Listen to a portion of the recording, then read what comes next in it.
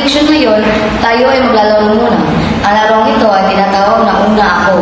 Alam niyo ba ito? Hindi pa po, Guro. Ang gagawin niyo lang ay dudugtungan niyo lang ang ibibigay kong salita na naglalarawan ng iba't ibang bahagi ng kilos at dugtungan ito ng pangungusap. Naintindihan ba mga bata? Opo, Guro. Ito ang mga kilos na naglalarawan ng iba't ibang kilos o gawa. Una, matulungin. Sino gustong sumagot? Okay. Matulungin si Annabel sa kanyang mga magulang. Mahusay. Pangalawa, palengke. Naglalakad si Joey papuntang palengke. Mahusay. Pangatlo, mabagal. Mabagal kumilos si Gian. Okay. Pang-apat, malakas. Malakas kumain si Dave. At panghuli, kahapon. Kaarawan ni Rita kahapon. Ngayon, tumayo ang lahat at bigyan natin ng mahusay na palakpak. 1, 2, 3, 1, 2, 3, mahusay. Class, ano ang ating nakarang leksyon sa Pilipino? Ang ating nakaraang leksyon sa Pilipino ay tungkol sa pag-uri. Magaling. Ano nga ba ang panguri? Ang pag-uri ay bahagi ng pananalita na naglalarawan o nagbibigay katangian sa pangalan o panghalip. Sino ang makapagbibigay ng halimbawa ng panguri? Okay. Mabait na guro. Magaling. Mayroon ba tayong takdang aralin class?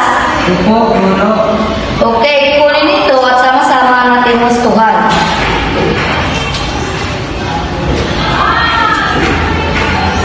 Panuto. Tukuyin ang may salungkuhit na salita kung ito ay panguri. Isulat ang tama kung ito ay panguri at mali naman kung hindi. Una, mabait, guro si Marjelly.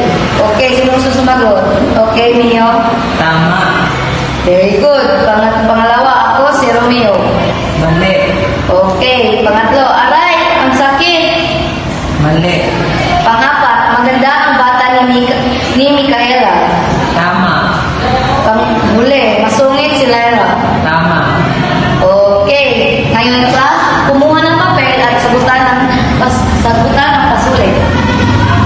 Panuto, pagkuhin kung alin sa pangungusap ang panguri. Isulat ito sa 1/4 na papel. Sino ang nakakuha ng 2, 3? Magaling! Base sa nakikita niyo sa larawan, ano ang mga nakikita niyo na tumutukoy kung paano, saan o kailan naganap ang gawain o kilos? Ang unang larawan ay tumatakbo ng mabilis ang bata. Paano naganap ang kilos? Ang salitang mabilis bilang naglalarawan sa pandiwang tumakbo. Magaling. Sino ang makapagbigay ng isang pangungusap? Mahinhin na naglalakad si Evelyn. Paano naganap ang isang aksyon sa pangungusap? Ang salitang mahinhin bilang naglalarawan sa pandiwang naglalakad. Magaling. Ano sa tingin niyo ang ating talakayin ngayon sa araw na ito? Okay, Alexa. Ang tatalakayin natin ngayong araw ay tungkol sa pang-abay. Ang mga uri nito.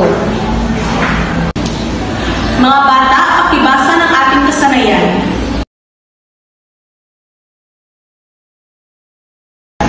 Maraming salamat. Batay sa ating kasanayan, ano kaya ang ating suliranin? Okay, Angel? Suliranin. Ano-ano ang iba't ibang uri ng pang-abay? Mga bata, basahin natin ang ating suliranin. Tatalakayin natin ang pang-abay. Ang pang-abay ay bahagi ng pananalita na nagbibigay turing sa pandiwa, pang-uri o kapwa pang-abay. Tumutukoy ito kung paano, kailan at saan nangyari ang kilos o gawain. Halimbawa, sa pangungusap na mabilis na tumakbo si Lisa. Ano kaya ang pang-abay? Ang mabilis po, Guro. Tama. Bakit ito ang pang-abay? Dahil ang mabilis ay pang-abay na naglalarawan sa pandiwa na tumakbo. Naintindihan ba, mga bata? Opo, Guro. Okay, magaling. Ang pang-abay ay may 3 uri.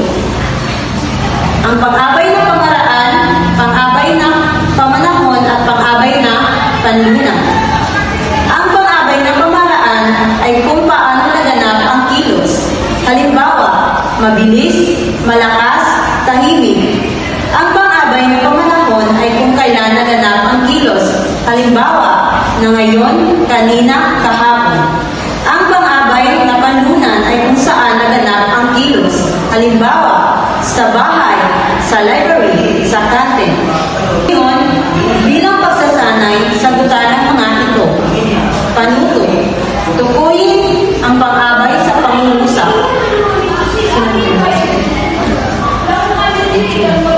Number 1. Unang patlang.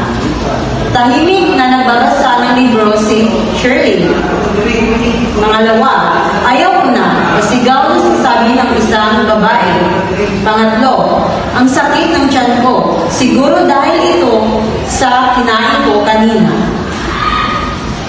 Ngayon mga bata, sino ang nakakuha ng 2 o 3 puntos? Okay, magaling. So ngayon, bigyan natin natin mga sarili ng magaling ka. 1, 2, 3, 1, 2, 3. Magaling, magaling, magaling. Upang mas maunawaan pa natin ang pang-abay ay pagkakaroon tayo ng pangkatang gawain. Hahatiin ko kayo sa 3 pangkat. Pero bago natin simulan ito, ano muna ang mga pamantayan sa pangkatang gawain? Ang mga pamantayan sa pangkatang gawain ay gawin ng tahimik, tulungan ang pangkat, huwag gumalaw kung saan-saan. Babasahin ko muna dito ang ating panuto. Panuto, tukuyin ang pang-abay sa pangungusap. Kayo naman mga bata. Panuto, tukuyin ang pang-abay sa pangungusap. Tapos na ba ang magsagot mga bata? Tapos na po, teacher. Bago natin ibahagi ang inyong sagot at siguraduhin na sumunod sa pamantayan sa pag-uulat, ano muna ang mga pamantayan sa pag-uulat? Mga pamantayan sa pag-uulat. Tumayo na patuwid, lakasan ng boses, makinig sa mga nag-uulat. Ngayon, pumunta na kayo sa harap, iulat ang inyong sagot. Magaling, tumayo ang lahat at bigyan natin ang ating sarili ng 5 bagsak.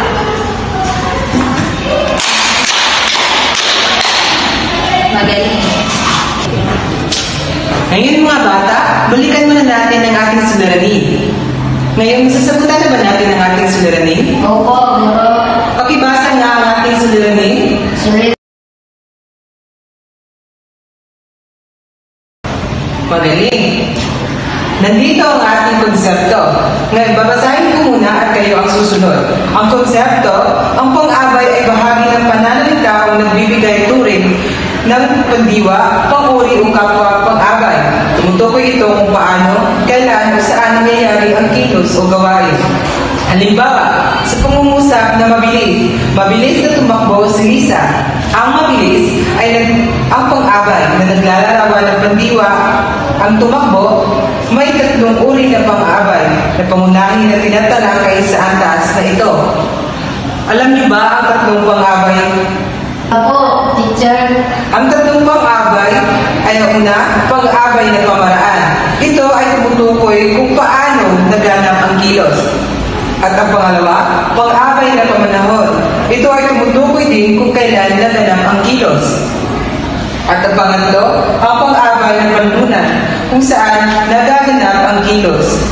Naintindihan ba mga bata? Opo, teacher. Magaling! Ngayon, upang masubukan natin kung kayo ay talaga nagkikinig, kumuha kayo ng isang pirasong papel at sagutan ito. Basahin ko muna ang panuto. Tukuyin ang pag-abay sa pangungusap. Narito ang 5 katanungan at kailangan mong sagutan. Ang una, maingay ang batang naglalaro. Pangalawa, bumili ng pagkain si ate sa karinderya. Pangatlo, natulog ng mahimbing ang aking aso. Pang-4, mayroong pasok bukas. Pang-5, sasayaw kami sa tanghalan. Sino ang nakakuha ng 5 at 4 na puntos? Teacher. Mahusay! Ngayon, bigyan natin ng 5 palakpak ang ating mga sarili. Kailangan maging maging aktibo sa pagkikilahok. Nagkakatulong ito sa malinaw na pagpapahayag ng mensahe sa pamamagitan ng pagdadala ng impormasyon tulad ng oras, lugar, at kondisyon at iba pa. Magaling! Ngayon, kumuha kayo na ulit ng isang pirasong papel at sagutan ang maikling pagsusulit. Basahin ko muna ang panuto. Tukuyin ang pag-abay sa pangungusap. Ngayon, basahin niyo naman ang panuto. Panuto, tukuyin ang pangabay sa pangungusap. Sa unang bilang, si Juan ay tumakbo ng mabilis. Sino ang gustong sumagot? Teacher, Okay, May. mabilis. Magaling! Sa pangalawa, pakibasa. Ang mga mag-aaral ay sumagot na tapat sa mga tanong. Dapat. Magaling! Sa pangatlo, si Maria ay kumanta ng magaan sa kanyang konsyerto. Magaan po, teacher. Magaling! Pang-apat, naglalakad pa uwi si Danica. Naglalakad po. At panghuli, masipag na bata si Charles. Masipag. Magaling! Sino nakakuha ng 5 puntos o 4 na puntos? May teacher lahat. Okay, magaling!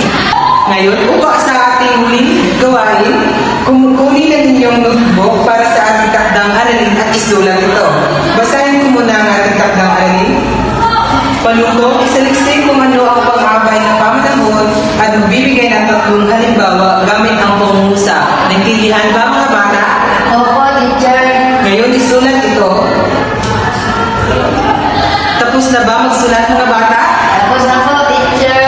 At ito ang ating huling gawain. Sana ay meron kayong natutunan at hanggang sa muli nating pagkikita. Paalam mga bata! Paalam din po.